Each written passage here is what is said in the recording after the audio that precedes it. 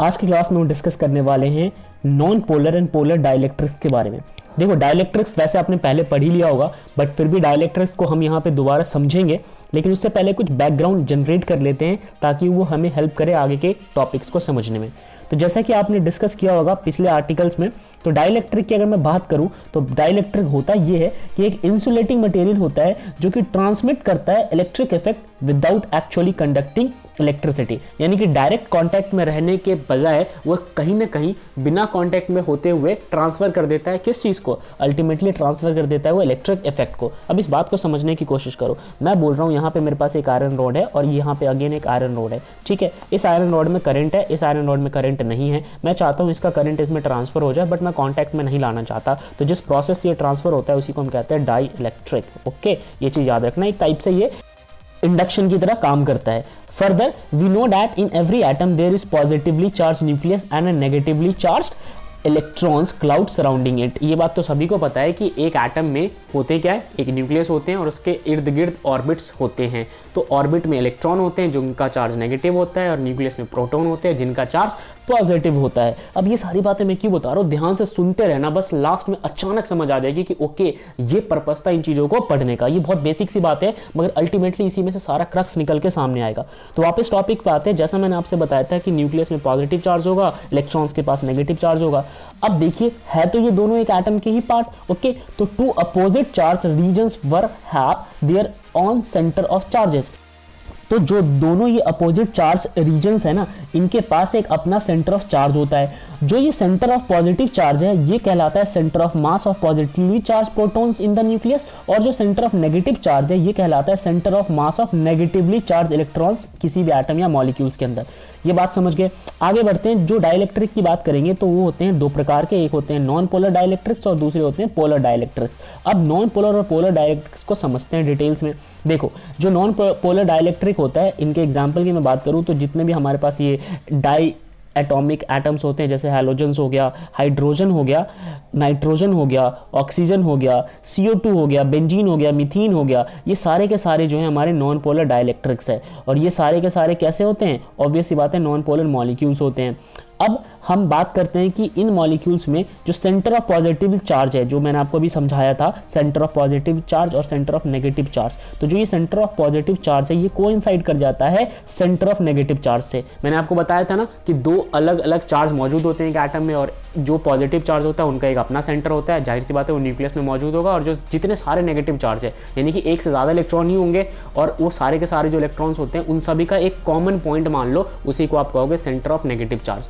तो इस केस में ना इन दोनों का जो कॉमन पॉइंट है, जिसे आप सेंटर ऑफ मास कह रहे हो पॉजिटिव और नेगेटिव के सेंस में, वो कोइंसाइड कर जाते हैं। आप जरा ध्यान से देखो, ये हमारे पास नॉन पोलर मॉलिक्यूल है। इन नॉन पोलर मॉलिक्यूल में मैं एग्जांपल लेके चलता हूँ CO2 का। तो CO2 के केस में दोनों ऑक्सीजन और एक बीच में कार्बन हो गया। इन सभी के जो भी पॉजिटिव नेगेटिव चार्जेस के सेंटर्स होंगे ना, वो एक दूसरे के साथ क्या कर जाएंगे, कोइंसाइड कर जाएंगे। अब अगर ये कोइंसाइड कर जाते हैं तो इनका जो एक्चुअल डाइपोल मोमेंट होता है वो जीरो हो जाता है, ठीक है, क्योंकि एक ही पॉइंट पे आपको दोनों अपोजिट चार्ज मिल गए। तो फिर आपका क्या डाइपोल मोमेंट होगा, डाइपोल मोमेंट की डेफिनेशन तो ये कहती है कि दो अपोजिट चार्ज सेपरेट होनी चाहिए सम डिस्टेंस से, बट यहाँ पे वो सेपरेशन तो है ही नहीं।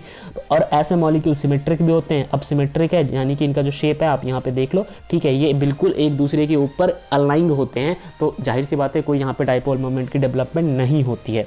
और अगर डाइपोल मोमेंट की डेवलपमेंट नहीं हुई तो फिर ये क्या कहलाएंगे, नॉन पोलर डाइलेक्ट्रिक कहलाएंगे। अब बात करते हैं पोलर डाइलेक्ट्रिक क्या होता है। जैसे कि पानी हो गया, जैसे कि हमारे पास अमोनिया हो गया, HCl हो गया, ये जितने भी होते हैं ये सारे के सारे पोलर मॉलिक्यूल्स होते हैं। और ऐसे मॉलिक्यूल्स में अगर आप नॉर्मल कंडीशंस में देखने की कोशिश करोगे, जहाँ पे मैं अभी एक्सटर्नल इलेक्ट्रिक फील्ड की बात नहीं कर रहा, एक्सटर्नल इलेक्ट्रिक फील्ड में लाने के बाद तो कोई भी डाइलेक्ट्रिक की तरह बिहेव करने लग जाता है। इनफैक्ट कैसे बिहेव करता है, पोलर की तरह बिहेव करने लग जाता है, पोलर डाइलेक्ट्रिक की तरह। बट फिलहाल मैं बात कर रहा हूं कि जो ये हमारे पास पोलर डाइलेक्ट्रिक है, ये बिना इलेक्ट्रिक फील्ड में रह के ही ऐसा बिहेव करते हैं। जो सेंटर है इनका पॉजिटिव का और नेगेटिव चार्जेस का, वो कोइंसाइड नहीं करता। खास बात तो यही है कि इन पोलर डाइलेक्ट्रिक्स में सेंटर्स कभी भी कोइंसाइड नहीं करते हैं, बिकॉज इनका शेप जो होता है वो एसिमेट्रिक होता है। ओके और आप इस फिगर में देखो, ये हमारे पास वाटर है या HCl का एग्जांपल, जिस मर्जी का कंसीडर करना है कर लो आप। इनके केस में आपके पास जो इंडिविजुअल एलिमेंट्स हैं उनके एटम्स के जो सेंटर्स हैं, यानी पॉजिटिव चार्ज और नेगेटिव चार्ज के सेंस में वो कोइंसाइड नहीं कर रहे हैं, एक डिस्टेंस से वो सेपरेटेड है। अब अगर वो एक डिस्टेंस से सेपरेटेड है तो इनका शेप अल्टीमेटली कैसा हो जाएगा, एसिमेट्रिक हो जाएगा। और अगर शेप एसिमेट्रिक हो गया, सेंटर कोइंसाइड नहीं कर रहे हैं, तो इन पे डेवलप हो जाना है किस चीज़ का, डाइपोल मोमेंट का। ओके तो इनके ऊपर permanent electric dipole moment develop हो जाता है। अब हम बात करते हैं डाई इलेक्ट्रिक पोलराइजेशन। अगर मान लो कि आपके पास कोई ऐसा स्पीसीज आ गया जैसे कि नॉन पोलर आ गया और आप चाहते हो कि उसको कैसे भी करके पोलराइज करो, राइट, तो आपके पास कोई मेथड तो होना चाहिए। हमारे पास एक मेथड होता है और उसी को हम पढ़ने वाले हैं। जब कभी भी हमारे पास नॉन पोलर डाइलेक्ट्रिक मौजूद होता है, अगर आपने उसको एक एक्सटर्नल इलेक्ट्रिक फील्ड में रख दिया जिसकी वैल्यू है ई नोट, तो जो उसका सेंटर होता है पॉजिटिव चार्ज का, जिसको कि हम प्रोटॉन्स बोल रहे हैं हर एक मॉलिक्यूल्स के केस में, वो खींच लिया जाता है किसके द्वारा, इलेक्ट्रिक फील्ड के द्वारा नेगेटिव प्लेट्स की तरफ। अब देखो ना यहाँ पे ये मेरे पास इलेक्ट्रिक फील्ड के प्लेट्स है, मान लो कि ये पॉजिटिव और ये नेगेटिव है, और जो एटम इसके अंदर मौजूद होगा उसमें भी एक पॉजिटिव होगा और नेगेटिव होगा, ठीक है। इसके दो एंड्स होंगे ये प्लेट्स के और यहाँ पे इनके दो चार्जेस होंगे। तो जो प्लेट का नेगेटिव चार्ज है वो एटम के पॉजिटिव को यानी कि प्रोटॉन्स को अपनी तरफ खींच लेता है, यानी कि प्लेट का ये नेगेटिव इसको अपनी तरफ खींच लेगा और वाइस वर्सा ये इस तरफ खींचा चला आएगा, राइट। तो ये बातें आपको समझ में आ गई और यही चीज़ यहाँ पे आगे लिखी भी हुई है कि जो सेंटर ऑफ नेगेटिव चार्ज है वो कहाँ खींचा चला जाता है, अपोजिट ऑफ इलेक्ट्रिक फील्ड में, राइट। अब अपोजिट ऑफ इलेक्ट्रिक फील्ड से मेरा मतलब है पहले जा रहा था नेगेटिव से पॉजिटिव, अब की बार जाएगा पॉजिटिव से negative. Okay therefore the two centre of positive and negative charge in the molecule are separated. तो जो उनके सेंटर्स थे ना, क्योंकि हमें पता है कि जब भी हम नॉन पोलर मॉलिक्यूल्स की बात करते हैं तो उनके सेंटर्स जो होते हैं वो कहाँ होते हैं, एक ही जगह पे होते हैं। तो शुरू में चाहे ये पॉजिटिव हो चाहे ये नेगेटिव हो, है तो ये किसके, नॉन पोलर के पार्ट, तो एक ही जगह पे मौजूद होंगे। मगर खींचने के बाद जब आपने देखा यहाँ पे ये जो हमारे प्लेट्स के एंड से इन्होंने इनको खींच लिया, खींचने के बाद सेपरेशन आ गया, और यही तो हम चाहते थे कि चार्ज के बीच में सेपरेशन डेवलप हो जाए ताकि डाइपोल मोमेंट भी अल्टीमेटली डेवलप हो जाए। तो ये चीज़ आगे यहाँ पे लिखा हुआ है कि जब वो सेपरेट हो जाते हैं तो मॉलिक्यूल डिस्ट्रॉट हो जाते हैं, और अगर ये मॉलिक्यूल डिस्ट्रॉट हो गए तो फिर ये कह सकते हैं कि ये पोलराइज हो गया है, चाहे उस पर थोड़ा सा ही डाइपोल मोमेंट क्यों ना डेवलप हो, मगर वो क्या हो गया है, पोलराइज हो गया है। And dipole moment is imparted to each molecule, जैसा मैंने आपसे बताया हर एक मॉलिक्यूल पे फिर क्या इम्पार्ट हो जाता है, डाइपोल मोमेंट इम्पार्ट हो जाता है। अच्छा ये कौन से मॉलिक्यूल है, बार बार मैं दोहरा देता हूँ, ये नॉन पोलर मॉलिक्यूल है जिनके ऊपर कभी हुआ ही नहीं करता था डाइपोल मोमेंट, बट अब आपने इनको एक्सटर्नल इलेक्ट्रिक फील्ड में रखा, उन्होंने इसके सेंटर ऑफ चार्जेस को सेपरेट कर दिया और उसके बाद डाइपोल मोमेंट डेवलप हो गया। Okay in fact the force due to the electric pulling the two centres apart and the force of mutual attraction between the centre of positive and negative charges reaches a balance or equilibrium and the molecules get polarise. यानी कि आप ये भी समझ लो कि जो force लगाता है ना इलेक्ट्रिक फील्ड में, क्या अप्लाई किया जाता है, फोर्स ही अप्लाई किया जाता है, तो उस फोर्स की वजह से भी म्यूचुअली इन पे क्या डेवलप हो जाता है, अल्टीमेटली इन पे डेवलप हो जाता है डाइपोल मोमेंट, क्योंकि सेपरेट हो गए ना, पर्पस तो ये था इनको सेपरेट करना। तो आप इस डायग्राम में ध्यान से देखो, पहले यहाँ पे दोनों के दोनों जो है चार्ज पार्टिकल्स, इनका सेंटर एक जगह पे लाई कर रहा था इस ब्लैक डॉट पे, राइट। लेकिन एक पॉइंट ऐसा है कि दोनों के सेंटर अलग हो गए, अब दो ब्लैक डॉट हो गए, दो अलग अलग पॉइंट्स पे ये मौजूद है, यानी कि बीच में हो गया सेपरेशन। ओके और क्यों हुआ, क्योंकि आपने यहाँ पे इनको इलेक्ट्रिक फील्ड में रखा हुआ था।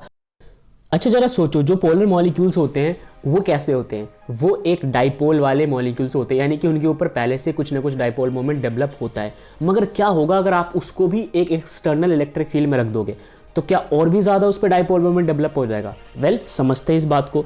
देखो एक dielectric with a polar molecule also develop a net dipole moment in an external electric field, यानी कि एक डाइइलेक्ट्रिक जो कि पोलर मॉलिक्यूल से बना हुआ है, अगर आप उसको एक्सटर्नल इलेक्ट्रिक फील्ड में रखते हो तो उसके ऊपर भी क्या हो जाएगा, नेट डाइपोल मोमेंट डेवलप हो जाएगा, but for a different reason. मगर इसका कारण कुछ अलग होने वाला है। कैसे, देखो जब आपने कोई एक्सटर्नल इलेक्ट्रिक फील्ड अप्लाई नहीं किया था तो जो डिफरेंट परमानेंट डाइपोल्स थे ऐसे डाइइलेक्ट्रिक के, वो ओरिएंट हो चुके थे रैंडमली थर्मल एक्साइटेशन की वजह से। यानी कि जो हमारे पास एक पोलर मॉलिक्यूल्स था, जैसे मैं HCl की बात कर लूँ, तो ऐसा नहीं था कि उस पर पहले से कोई डाइपोल मोमेंट नहीं था, मगर वो डाइपोल मोमेंट जो था वो रैंडम सा था, ठीक है, कोई उनका एक प्रॉपर शेप नहीं था, प्रॉपर डायरेक्शन नहीं था कि इधर ही डाइपोल मोमेंट डेवलप होगा, ठीक है। थर्मल एक्साइटेशन की वजह से रैंडम ओरिएंटेशंस थे उन सभी डाइइलेक्ट्रिक के डाइपोल्स के, हालांकि वो परमानेंट डाइपोल्स ही थे। तो जो टोटल डाइपोल मोमेंट था वो जीरो था। अब टोटल डाइपोल मोमेंट जीरो कैसे हो गया भाई, सोच के देखो, कभी वो इस डायरेक्शन में जा रहा है, कभी वो इस डायरेक्शन में जा रहा है, कभी वो इस डायरेक्शन में, कभी वो इस डायरेक्शन में, तो ओवरऑल सारी वैल्यूज एक दूसरे को कैंसिल आउट कर देगी और आंसर क्या निकल के आएगा, ऑब्वियसली आंसर जीरो निकल के आएगा, राइट। ओके, अब हम बात करने वाले हैं कि when an external field is applied, लेकिन अगर आपने एक्सटर्नल फील्ड अप्लाई कर दिया तो क्या होगा, तो यहाँ पे इंडिविजुअल डाइपोल मोमेंट जो होता है ना वो डेवलप नहीं होता, बल्कि जो डेवलप था वो अलाइन हो जाता है। यस, इस बात को सोचना, ऐसा नहीं है कि इस केस में भी फिर से डाइपोल मोमेंट डेवलप होता है, नहीं ना, फिर अगर इस केस में भी वापस से डेवलप होगा तो फिर पोलर और नॉन पोलर में डिफरेंस क्या रहा, फर्क बस इतना होता है कि क्योंकि इनके जो डाइपोल मोमेंट होते हैं वो पहले रैंडमली इधर उधर घूम रहे होते हैं, अब की बार एक्सटर्नल इलेक्ट्रिक फील्ड में लाने की वजह से ये अलाइन हो गए, एक पॉइंट पे आके प्रॉपरली एक जगह पे अलाइन हो जाते हैं, राइट। अब अलाइन हो जाते हैं तो कोई ना कोई एक वैल्यू निकल के आती है डाइपोल मोमेंट की, और यही चीज़ हमें समझनी है। ओके, यानी कि इस बारी जीरो तो नहीं रहेगा एटलीस्ट। आगे बढ़ते हैं, when summed over all the molecules there appear some net dipole moment in the direction of external field. अब सवाल ये आता है कि ठीक है, अब तक आप बता रहे थे कि वो रैंडमली इधर उधर मूव करते हैं, इस वजह से उनका डाइपोल मोमेंट ओवरऑल जीरो हो जाता है। अब की बार अगर एक्सटर्नल इलेक्ट्रिक फील्ड में मैं रखूँ तो मुझे इतना पता है कि कुछ ना कुछ डाइपोल मोमेंट जरूर डेवलप होगा, मेरा भी आंसर है बिल्कुल डेवलप होगा। अब आपका सवाल होगा कि किस डायरेक्शन में डेवलप होगा, तो उसी डायरेक्शन में डेवलप होगा जिस डायरेक्शन में एक्सटर्नल इलेक्ट्रिक फील्ड आपने अप्लाई किया था, that is dielectric is polarise, यानी कि जो आपका डाइलेक्ट्रिक है, समझ रहे हो ना डाइलेक्ट्रिक का मतलब, डाइलेक्ट्रिक जो है वो या तो पोलर मॉलिक्यूल्स होते हैं या नॉन पोलर मॉलिक्यूल्स होते हैं, कुछ अलग चीज नहीं है। तो जो आपका डाइलेक्ट्रिक है ना आपकी बार, यानी कि जो पोलर मॉलिक्यूल्स है वो पोलराइज हो गए। ओके, अब पोलराइज का मतलब क्या होता है, पोलराइज का मतलब होता है कि आपने किसी के ऊपर अल्टीमेट चार्ज डेवलप कर दिया। ओके, पोलर का मतलब बेसिकली चार्ज ही तो होता है। The extent of polarisation depends on the relative strength of the two mutual opposing factor. अब किस हद तक ये पोलराइज होंगे ये इस चीज पर डिपेंड करता है, दो फैक्टर जो मैं आपको भी पढ़ाने वाला हूं। तो जो अप्लाइड एक्सटर्नल इलेक्ट्रिक फील्ड है tending to align the dipoles with field and thermal energy tending to disturb the alignment. देखो, दो बातें यहां पे निकल के आई सामने। पहली कि जो एक्सटर्नल इलेक्ट्रिक फील्ड है वो हमेशा कोशिश करता है कि इनको अलाइन कर दूं, और जो थर्मल एक्साइटेशन है वो कोशिश करता है इनको डिस्टर्ब कर दूं। शुरू में उनको वो डिस्टर्ब कर रहा था, यानी कि रैंडम मोशन क्रिएट कर रहा था, और नेट डाइपोल मोमेंट होने के बावजूद भी जीरो निकल के आया। मगर एक्सटर्नल इलेक्ट्रिक फील्ड की हमेशा कोशिश यही रहती है कि कैसे भी इनको एक पॉइंट पे लाके अलाइन कर दूं। तो ये दो चीज़ जो है वो सामने हमेशा चलती रहती है। अब आप इस फिगर के अंदर ध्यान से देखो, ये जो चीज़ है ना, ये हमारे पास पोलर मॉलिक्यूल्स के दो केसेस है। पहले केसेस में क्या है, ये देखो आप यहाँ पे देख सकते हो, हमारे पास ये जो है ये पोलर मॉलिक्यूल है। अब इस पोलर मॉलिक्यूल में शुरू में देखो रैंडम जो है ये मोमेंट है, मगर बाद में आप ध्यान से नोटिस करोगे तो ये एक पॉइंट पे एक्सटर्नल इलेक्ट्रिक फील्ड में रहने के बाद क्या हो गए, अलाइन हो गए। तो ये चीज़ हमारे सामने निकल के आती है। Thus each molecules became tiny dipole electric dipole with dipole moment parallel to the external and proportional to it. तो ये बातें यही है कि अब हर एक मॉलिक्यूल पे चाहे थोड़ा सा ही क्यों ना, मगर डाइपोल मोमेंट डेवलप हो जाता है,